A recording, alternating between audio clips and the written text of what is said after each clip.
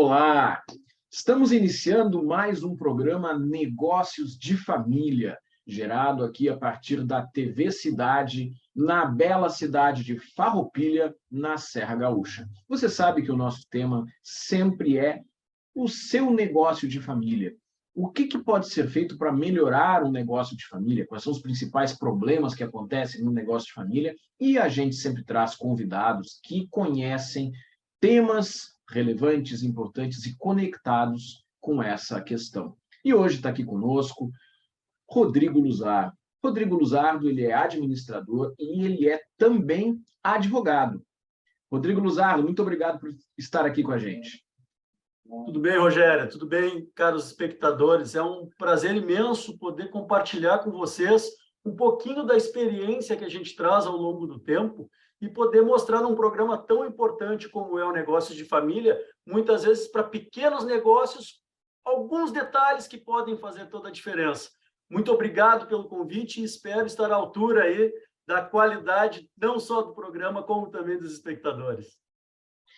Rodrigo, obrigado aí pela tua presença. E acho que tu já trouxeste um tema bastante importante que eu quero explorar contigo na sequência, porque muitas vezes uma falha no planejamento de uma empresa, seja do ponto de vista de gestão, seja do ponto de vista tributário, previdenciário ou trabalhista, quando a gente está falando de uma grande empresa, às vezes a empresa consegue superar essa questão porque tem reservas, tem um patrimônio muito grande, mas nós sabemos que a realidade dos pequenos negócios é diferente. E, às vezes, um pequeno problema causa uma situação bastante difícil de contornar. Quero falar contigo isso na sequência, mas antes vou te pedir para tu apresentar um pouco da tua trajetória profissional para quem está nos assistindo agora. Ótimo, ótimo.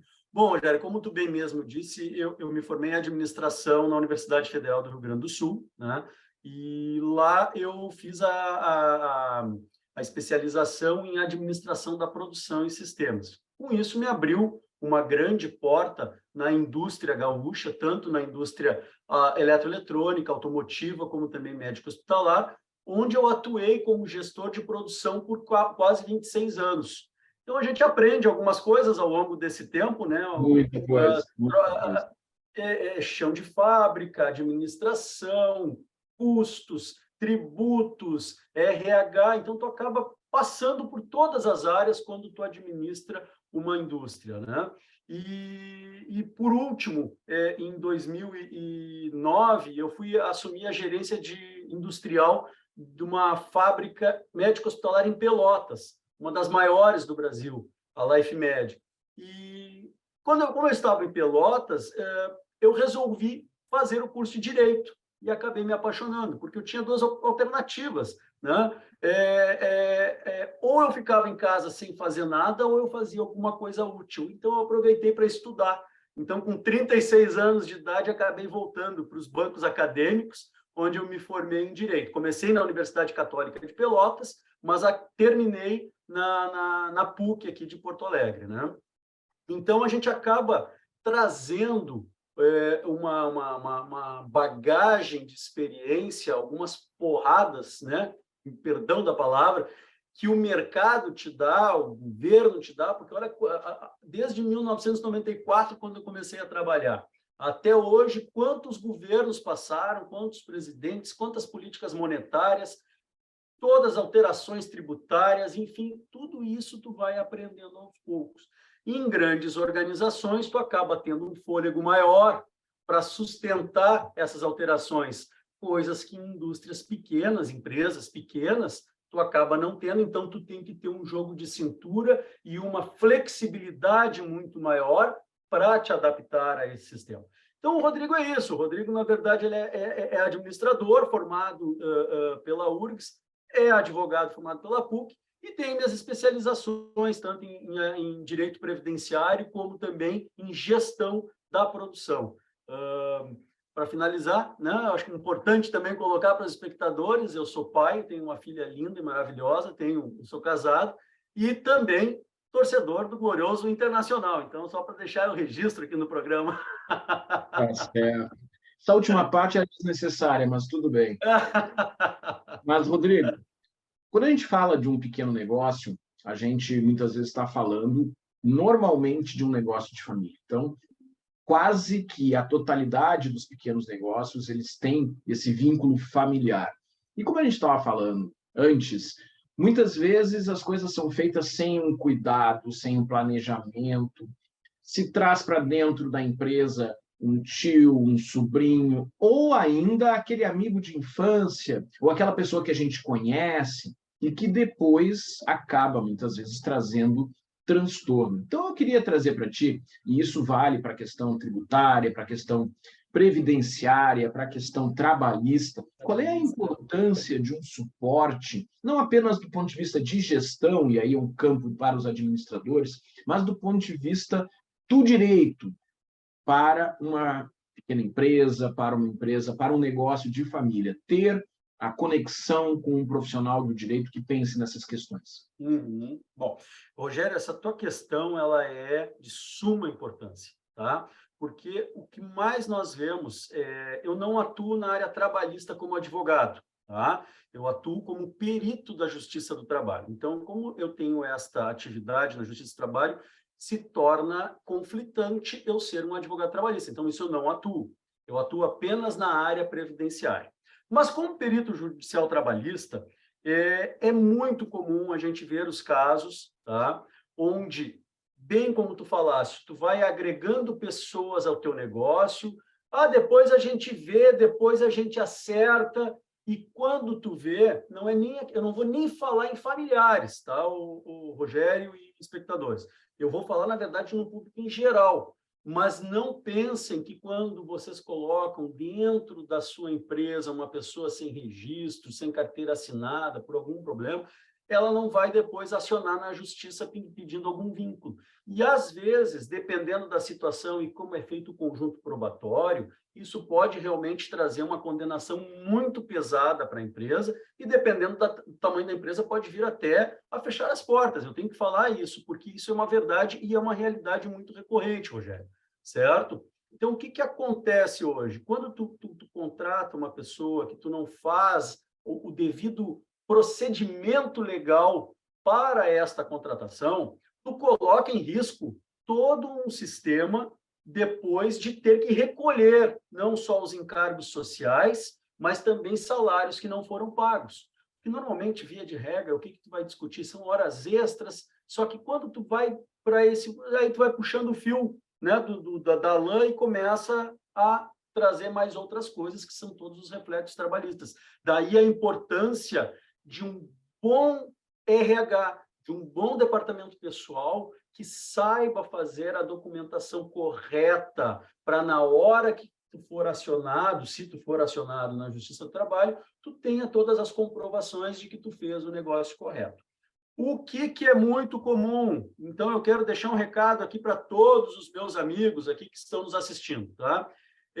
Por favor, eu vou deixar para entrar na justiça, pago tudo na Justiça do Trabalho. Não façam isso.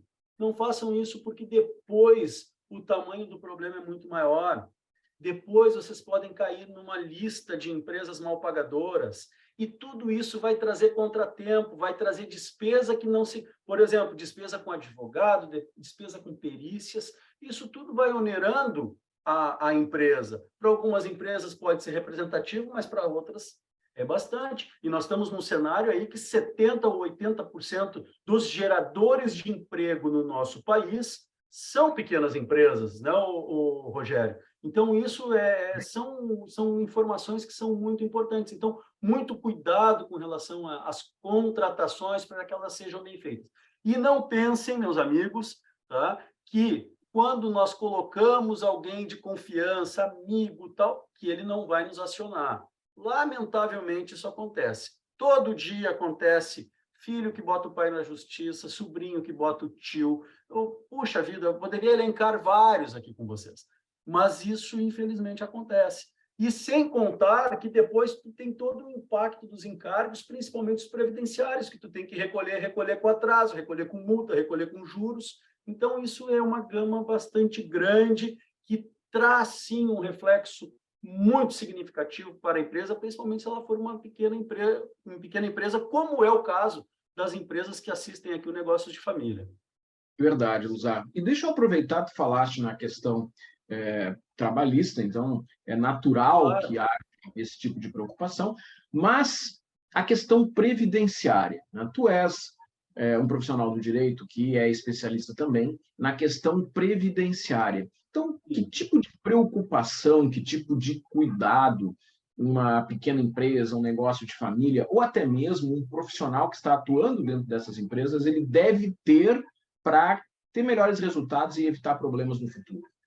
Bom, Rogério, a emenda constitucional 103 de 2019, que é a famosa reforma da Previdência, trouxe várias alterações. Eu não vou entrar no mérito aqui no programa, se foram boas, se foram ruins, enfim, cada um sabe, né, aquilo que impactou. Eu, por exemplo, faltaria 6 anos para me aposentar, agora ganhei mais 10 de presente aí para trabalhar, mas, enfim, são coisas que acontecem, não é esse o mérito aqui.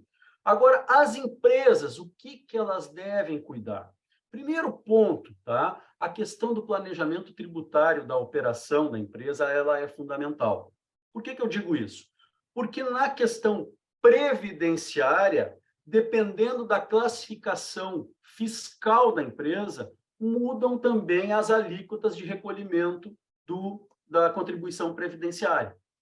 Essas alíquotas, que são de 11% ou 20%, já dá uma diferença significativa. Por exemplo, se uma empresa está alocada no Simples, vai pagar 11% sobre o salário. Agora, se tu está dentro do lucro presumido, do lucro real, tu vai pagar 20% sobre o salário, desculpa, 31%, que é 20 mais 11 sobre a parcela do empregado, enquanto que no Simples é só a parcela do empregado. Então, tudo isso são coisas que, às vezes, opa, será que eu não estou enquadrado de forma errada com a minha empresa? É a primeira coisa. Quando a gente vai abrir uma empresa, contratar um contador ou até mesmo um advogado tributarista que consiga te orientar para a tua operação qual é a melhor classificação tributária.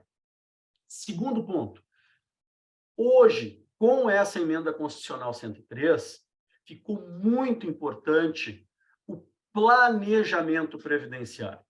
O que eu quero dizer com isso, Rogério? O planejamento previdenciário, ele vai pegar e vai analisar o passado do contribuinte, vai tirar uma foto do presente para poder prever um futuro.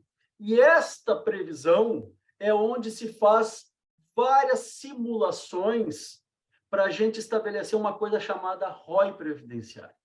O que significa o ROI previdenciário? Dentro lá da administração financeira, nós temos uma terminologia chamada Return over Investment, ou seja, retorno sobre o investimento.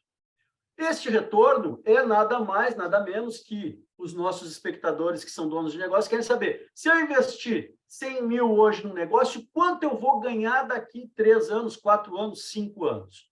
Isso é um retorno.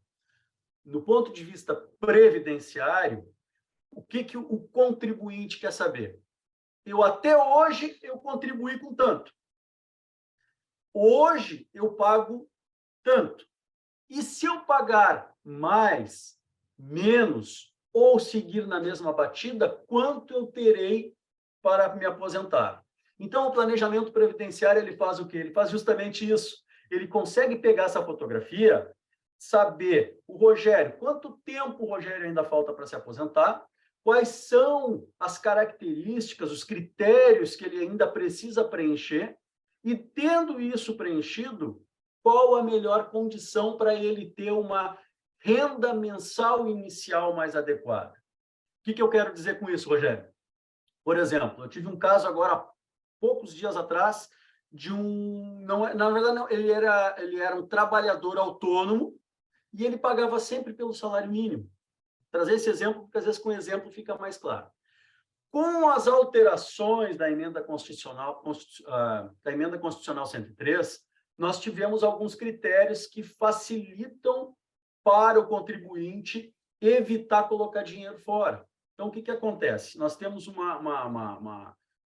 vamos chamar assim, um conceito, tá, de período de graça, qualidade de segurado. Tá? O que é qualidade do segurado? Qualidade do segurado, a partir do momento que tu fez o pagamento da primeira parcela em dia do teu INSS, tu já está segurado na Previdência.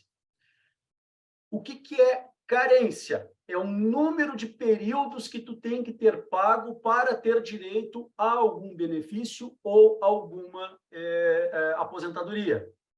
E o que é este período de graça que eu falei? É quanto tempo tu pode deixar de pagar o benefício sem perder a qualidade de segurado. Então, o que aconteceu com um autônomo há poucos dias atrás que eu fiz a análise? Ele pagava sempre pelo salário mínimo. Ou seja, a renda dele no final ia ser o salário mínimo, não mudava nada. Então, o que aconteceu? Eu disse para ele, cara, ainda falta 4 anos para tu pagar. Tu não pode receber menos que o salário mínimo, isso é lei. Tu não vai receber menos. Então, tu não precisa mais pagar todo mês.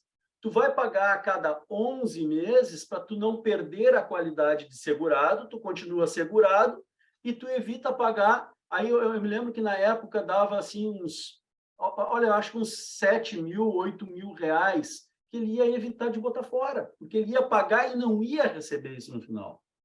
Só que, claro, eu estou trazendo um exemplo para vocês aqui de uma pessoa que trabalhava pelo salário mínimo. Quando a gente trabalha com salários um pouco maiores, aí a gente tem que fazer a avaliação.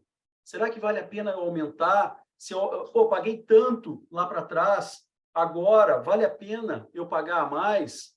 Outro exemplo que eu posso trazer rapidamente para vocês aqui, há pouco tempo também fiz o planejamento de um empresário, este sim, um empresário, tá? Que trabalhou sempre pagando pelo salário mínimo lá no início das contribuições dele.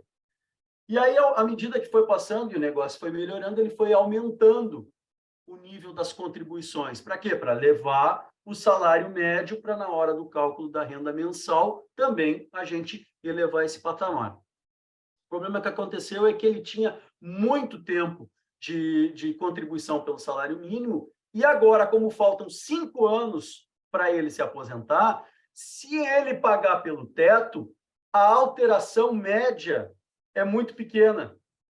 Então, o que se faz no planejamento previdenciário? Aí não é só planejamento previdenciário, Rogério, é também planejamento financeiro. E essa é uma obrigação do advogado também mostrar para o cliente isso, que é o que eu costumo fazer. É mostrar para ele o seguinte, dentro do planejamento, eu me lembro que ele ia investir mais ou menos uns 360 mil reais para aumentar esta renda mensal inicial dele. Porque eu não posso esquecer que a partir do momento que eu aumento a declaração do Prolabore, eu também passo a pagar imposto de renda.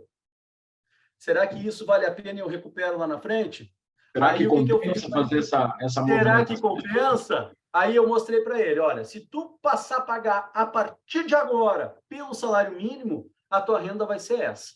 Se tu passar a pagar pelo teto, a tua renda vai ser essa. Eu me lembro que dava uma diferença de R$1.000 a mais. Aí eu fiz para ele o seguinte, quer que eu te mostre uma coisa? Nós vamos pegar esta diferença aqui e eu vou botar para ti numa aplicação financeira com 1% ao mês, que agora está sendo fácil da gente conseguir por causa da Selic com um valor alto.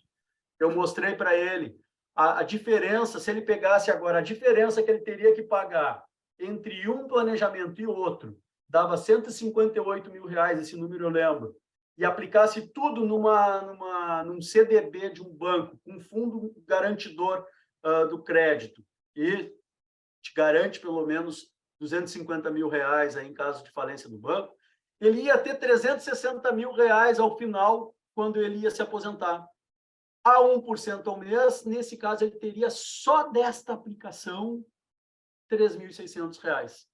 Valores aproximados eu estou trazendo para vocês. Mas o que eu estou querendo mostrar? A importância de nós termos uma análise de números, uma análise financeira daquilo que eu tenho para receber ou para pagar. Porque nem sempre o que a gente acha, vou passar a pagar.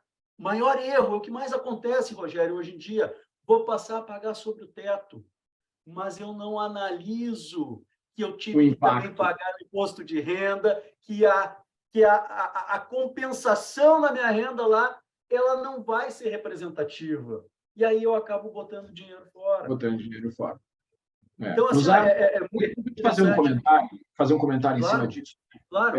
Tu é administrador e tu é advogado. Então, essas análises que tu estás trazendo, normalmente a gente não vê os advogados fazerem, porque eles vão ter um outro viés, vão olhar a questão de legislação e não vão perceber essas questões, fazer comparativo com investimentos. Então, me parece que isso é um ponto que favorece justamente o suporte que tu dá para os profissionais e para as empresas pensarem, né? Não é por aí?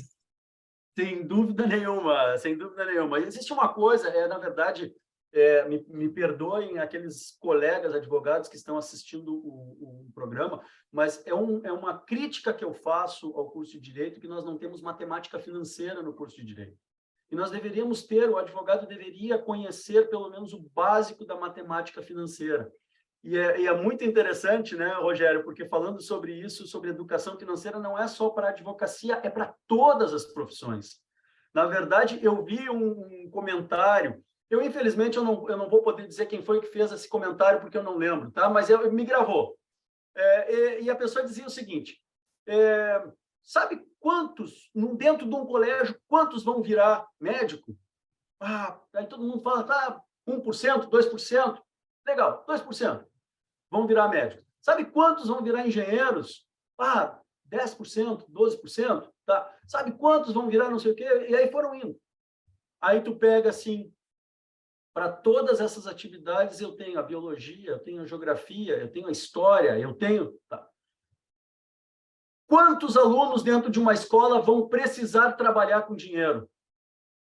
Aí tu para e pensa, todos! E tu não tem educação financeira dentro de uma escola. Então, isso, Rogério, sem sombra de dúvida, acaba me auxiliando muito a fornecer esse diferencial para os clientes que nos procuram, que me procuram, tá? Que é justamente fazer isso. É fazer não só o planejamento financeiro, mas, em alguns casos, eu já tive, inclusive, de dizer assim, olha, banco tal está com uma taxa tal, avalia se é dentro do teu perfil de investimento, o banco tal está trabalhando dessa forma, a entidade tal está mostrando situações melhores, não te esquece que com a história de quererem baixar a taxa de juros, nós podemos ter um acréscimo na inflação, analisa bem alguns indicadores que estejam atrelados ao IPCA, porque a inflação pode subir, mas tudo questão de risco, então tu vai mostrando. Ontem eu tive uma conversa com uma pessoa que me procurou, mas aí é muito mais no quesito de entender as questões financeiras, e eu acabei dando uma aula para ela de como funcionam essas questões, de como se avalia os indicadores para tu fazer um bom investimento. Mas uma coisa, Rogério, que eu preciso deixar claro para todos os que estão nos assistindo aqui: de nada adianta fazer um planejamento previdenciário, de nada adianta estabelecer um planejamento financeiro lá para o futuro, se nós não tivermos uma coisa chamada disciplina. Disciplina. Então, a disciplina econômica é o que vai definir o teu futuro lá na frente, se tu vai viver um pouco mais confortável ou não com a renda que tu vai juntar. Por que eu digo isso? Porque esse meu cliente que eu disse para ele, cara, não adianta... Vamos lá. Só uma coisa importante. Nós temos mais 3 minutinhos, eu vou pedir para tu deixar essa dica para as pessoas que estão nos vendo agora. Rodrigo Luzato, administrador, advogado, que está dando dicas sobre direito previdenciário e sobre gestão financeira pessoal e profissional. Contigo para a mensagem final, Luzato. Passou tão rápido o tempo, Rogério, como é bom quando o programa é gostoso assim, né? Mas o que eu quero dizer para vocês, meus amigos, é o seguinte: o sonho é o que faz as coisas virarem realidade, principalmente quem é empreendedor no Brasil. Às vezes eu chamo de louco, mas eu digo, graças a Deus que nós temos loucos nesse país, porque somos nós que tocamos esse Brasil para frente. E deixar para vocês também que o planejamento de vida ele é fundamental para lá na frente a gente não depender dos outros. Isso é o mais importante. Então, essa mensagem eu gostaria, pensem com tempo, pensem para os filhos de vocês, para que lá na frente eles tenham uma vida um pouco mais confortável. E o que precisarem de ajuda, eu estou à disposição, Rogério. Muito obrigado, Rodrigo Luzardo, que está aqui na região metropolitana de Porto Alegre, mas nesse mundo virtual, hoje, a gente consegue fazer conexões por toda a parte. Então, se quiserem conhecer mais sobre o trabalho do Rodrigo Luzardo, está aí o contato dele. E para você que acompanha o programa Negócios de Família, você sabe, sempre às segundas-feiras, às 19 horas, gerado pela TV Cidade de Farroupilha, nós vamos conversar sobre esse tema que é tão importante, porque a imensa maioria dos negócios do Brasil e do mundo são negócios de família. Nos vemos segunda-feira que vem.